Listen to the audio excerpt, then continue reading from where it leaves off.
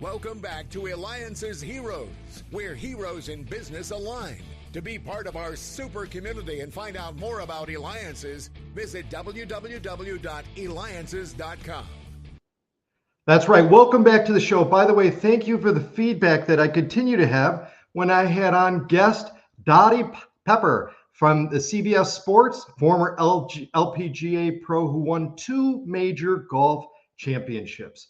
Well, I'm so excited today. First of all, I got to share a little secret with you. I have been wanting to have our next guest on the show for probably the past 4 years when we started this whole show and have done thousands of interviews. And that's how long it's taken to finally have him on the show. And are you ready for this? We have with us the founder of GoDaddy, serial entrepreneur, philanthropist, U.S. Marine, the one and only Bob Parsons. And you can reach him at bobparsons.com. Welcome to the show, Bob. It's an honor to have you on. Well, I'm thrilled to be here, David. So thank you so much. Appreciate the intro. So there's so much to talk about. We've got a limited time. So I first want to just jump into it. GoDaddy. How in the world did you come up with that everybody knows? Well, it was just, like the blind squirrel finding an acorn. It was one of those things. I had sold my first business, Parsons Technology. Let's see here.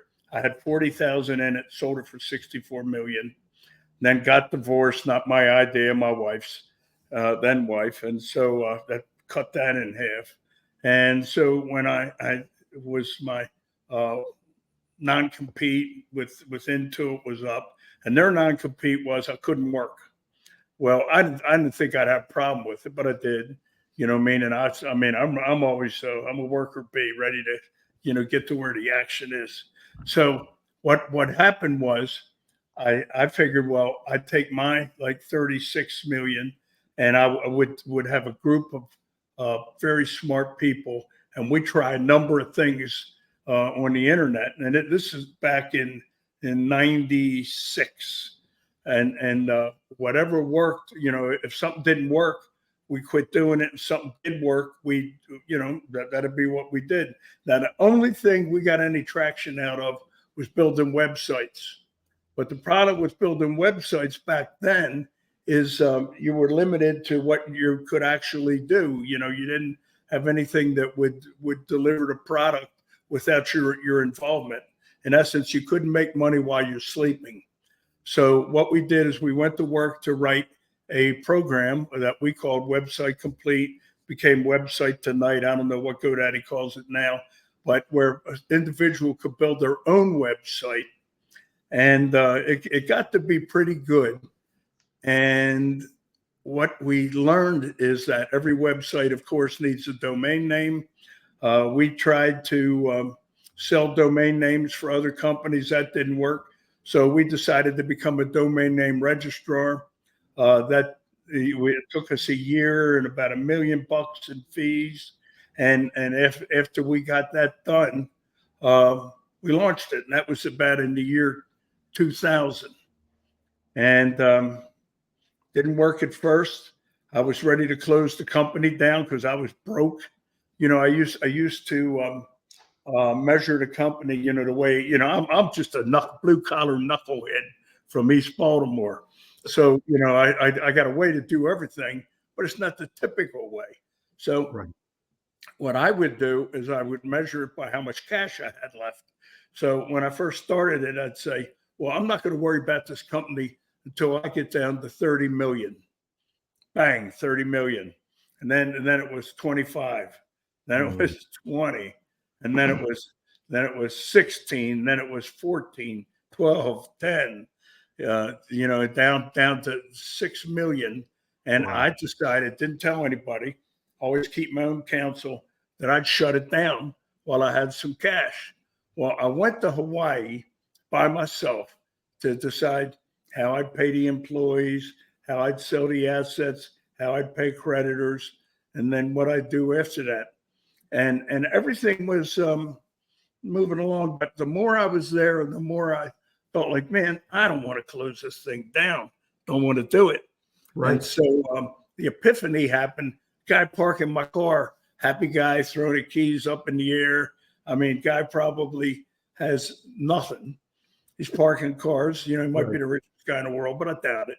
Right. And so when he's doing that, I'm thinking, now this guy has nothing, and he is happy as a lark. I've got 6 million, and I'm miserable. What's wrong with his picture? Right. And it was at that time I decided to go back, strap myself to the mast, and if the company didn't succeed and the ship sunk, I'd go down with it. Right. So I went back, didn't do a thing different, never told anybody what I was thinking, but I almost did. And a few months later, the dot-com crash happened. Right. And we were one of the few companies that were paying our bills. And so, I mean, the severity of this, every week somebody we were doing business with just vanished. I mean, we would get our checks returned to it, and it was the craziest thing. So this, as this went on, and we had our low prices on domain names, and our advertising where we couldn't buy it before, I had people standing in line to give it to me. And so the company then started to take off. And then in October of that year, we became cash flow positive, never missed a month since, wound up making $3 billion on the deal. Incredible. Incredible. Yes, story. Now, the thing is, Bob, not only being the founder of GoDaddy, you own one of the country's largest Harley Davidson dealerships, which is right by me. And you're CEO, founder of YAM Worldwide. You also do everything from golf, real estate, finance, marketing, innovation, philanthropy, golf. I mean, how do you keep track of it all? One is too many to keep track of. You've got multiple enterprises. Oh, brother, it's a good memory. I don't forget a thing. Oh, there you go. Well, and, good. I mean, I am and I have a team of really great people. So, we have like 7 companies make up our power sports brand. It might be 8 now. That's run by a very good individual named Gina Mara. Our real estate, we own probably $1 billion in shopping centers in the Valley, Arizona Valley, the Sun. And I got a guy named Dan Dahl. He runs that. He's excellent. And I mean, and that's the way it goes. I mean, really good people. Now, what I do, I spend my time where I call where the war is being fought. And that's where we have the biggest opportunities. And right now it's with our golf company. And I'm pretty excited about the way things are shaping up with that thing. So off we go. Fantastic. So does this make you a better golf player by owning a golf company, a better motorcycle rider by owning a motorcycle company? Well, you would think that. But let's talk. Riding motorcycles like riding a bike. When if you're using your head, you're always okay. And if you especially get on something different, you take a few laps around the track to get used to it, then you're good to go. With golf, right. I do my best, David.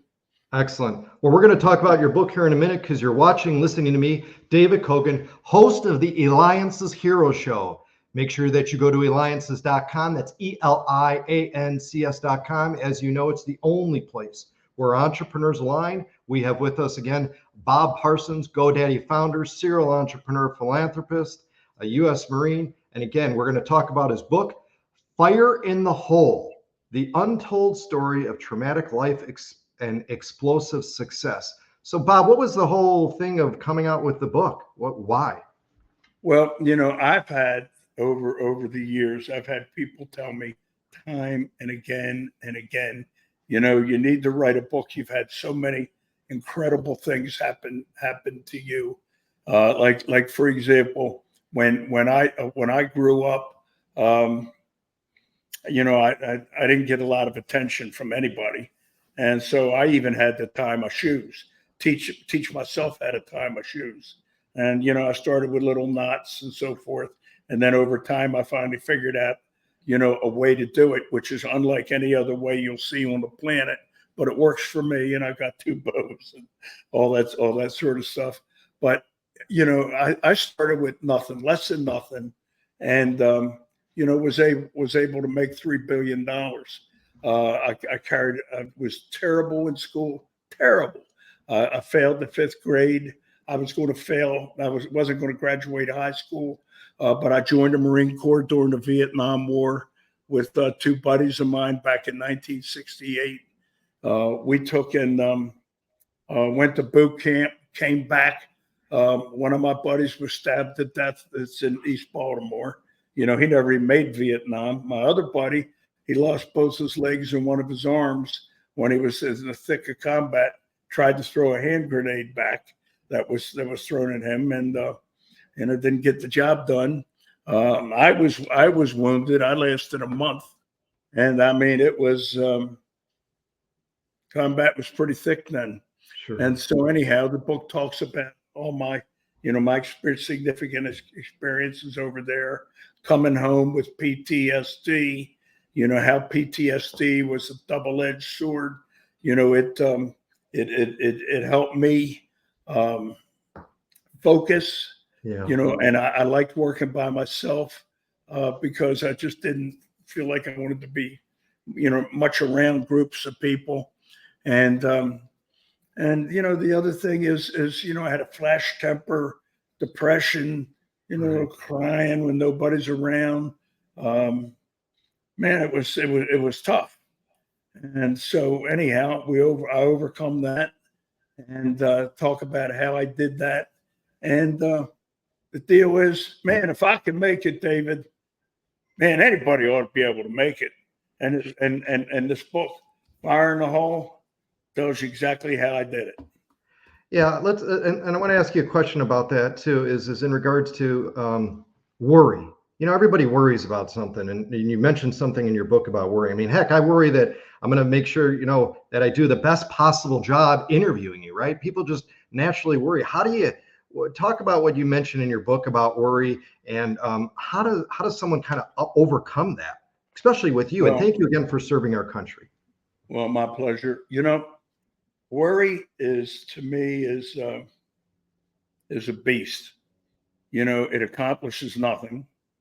It's debilitating. It usually you worry about stuff and like a week or a day or a month from the time you were sweating it turns out to be not a problem at all. And so one of my gifts is I just don't worry. I do the best I can about whatever I'm dealing with, and then off I go. And I think you can teach yourself not to worry, but you got to work on it. Like anything, it's something that's learned. I learned it when I was a kid, and my parents would go through all sorts of crazy ass stuff. And for example, I failed the 5th grade. Wow. But the nun gave 3 guys, told 3 guys, didn't give us report cards. And and so she says to us, she goes, you 3, you wait for me, and I'm going to take the rest of the club out, the rest of the class out, who's all holding their report cards like their Academy Awards. And, and then I'll be back to deal with you. So she marches them out.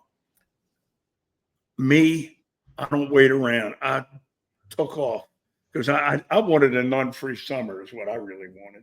And so I took off and I ran all the way around the whole complex where the nun goes and passes the convent and lets the line go down.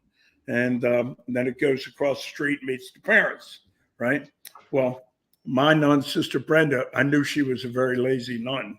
So she would never walk all the way down there with the class. So I was there against the wall. Sure enough, she didn't. She broke off and went back to crucify the unholy threesome, which was a twosome now. So I go across the street. My father's holding my brother's a report card. And he asked me, he goes, "Where's your report card, Robert?" And I said, "Dad's sister didn't give me one." And really, she hadn't. Wow. And then he said, "Well, why not?" And then this is when I fished a ridiculous lie out. I said, "Well, this year, if you passed, you didn't get a report card." Oh, and he goes, "Let me get this straight. If you pass, you didn't get a report card." I goes, "No, Dad, you don't." He looks at me like a dog that heard a strange noise, because he's holding my brother's report card. So he was a gambler. So he was holding a racing form. He had a cigarette. He flicked the cigarette in the street. He goes, "All right, whatever, get in the car." So I went and got in the car. And then same thing with my mother. My mother's going, "I never heard of such a thing." So I said, "Mom, call sister." And she goes, "I'm going to call that night." I said, "Well, if you feel better, you should." Well, I knew she'd never call her. So I spent all summer, right, sweating about failing the 5th grade and my parents, finding out. And I knew I was on death row. So come the first day of school, and I mean, I didn't tell anybody. I knew if I told like one of my buddies, it'd be all over the place. It'd get out. Yeah, sure. Right? Sure. Yeah, one of those, well, you can't tell anybody. Well, right. Yeah. And before then, everybody's got it. So I'd taken get in line with the 6th graders. I got the 2 guys that were with me when I failed.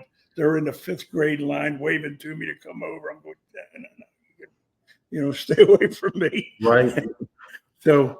So anyhow, so the classes all went in, and they go order with this youngest class first, like kindergarten, 1st grade, 2nd, 3rd, 4th, 5th, then 6th grade.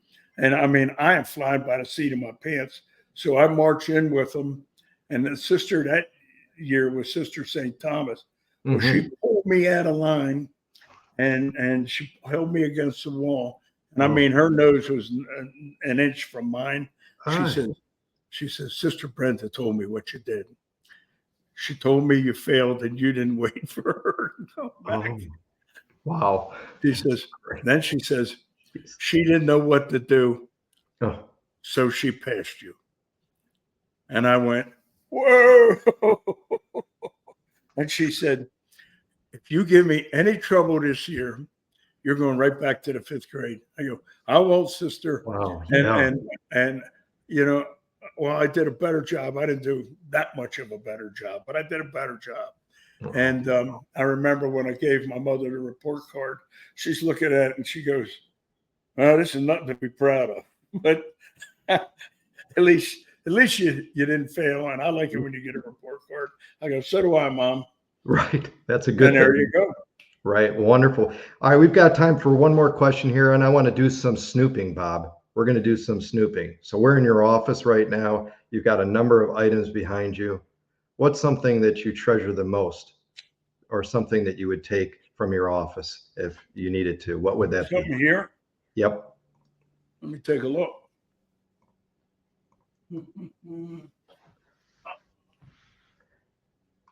You've got a couple statues in there. I see a number of books, a silver item. Can't wait. A number of books. Yep. Some smaller statues. Looks like some clear metal or glass sculpture. Man, Again, audience, we've got a number of items that are in his office. But I like the big Marine Corps book. The Marine Corps book? Yeah. Wow. Marine Corps Heritage Foundation. And why is that? Why would you pick that? Well, because everything else is interesting to me, but I have a reverence for the Marine Corps that is pretty solid. One thing I didn't tell you, David, is everything I've ever accomplished I owe to the Marine Corps. Mm-hmm. Because they turned me, from an aimless kid, they turned me completely around, and I feel as though I owe them.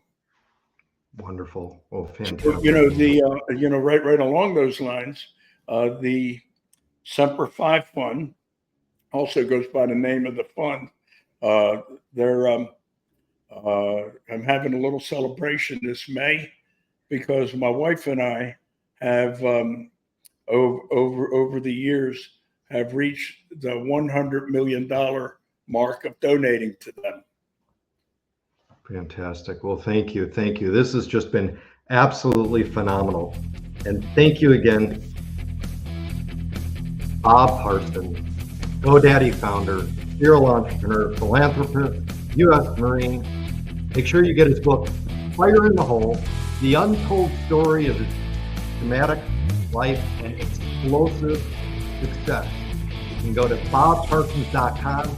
This has been David Cogan with the Eliances Heroes Show. Hey, David, one last thing. Yes. I'll jump in here. You know, in this book, Fire in the Hole, you know, from what I told you, it sounds like a very serious book. And, you know, in some parts it is also laugh out loud funny. Fantastic. So, I mean, I tell how the cow ate the cabbage and it's big baby. I love it. Excellent.